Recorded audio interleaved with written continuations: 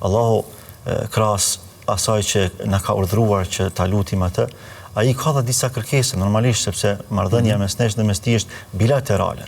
Mund të jetë marrëdhënie një palshe apo një anshme, por duhet të jetë e dy anshme.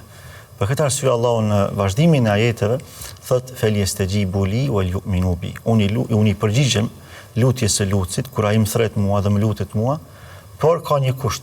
Felyastajibu li, le të më përgjigjen edhe ata mua. Wal yu'minu bi, dhe le të më besojnë mua.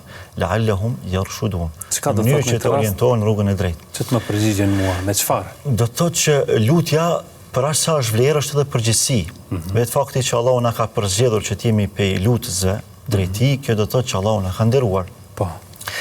Por deri në këtë pikë ne nuk kemi ardhur rastisht. Allahu e ka përgatitur terrenin që ne të vijmë edhe të lutemi drejt tij. Dhe Allahu i ka përmbushur të gjitha përgjegjësitë e tij ndaj nesh. Kur na ka dhënë jetën, na ka dhënë besimin, na ka dhënë mundësinë e njohjes së tij, mundësinë e njohjes së përgjegjësive tona karshi tij, ushqyrjen e shpirtit ton me ibadete, me adhurime, karshi tij e kështu me radhë.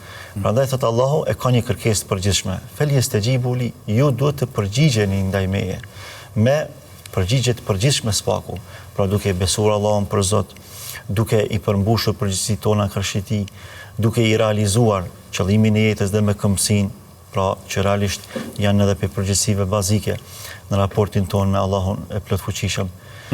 E gjitha këto e ndërtojnë besimin e njeriut. Pra ky raport është jashtëzakonisht fisnik.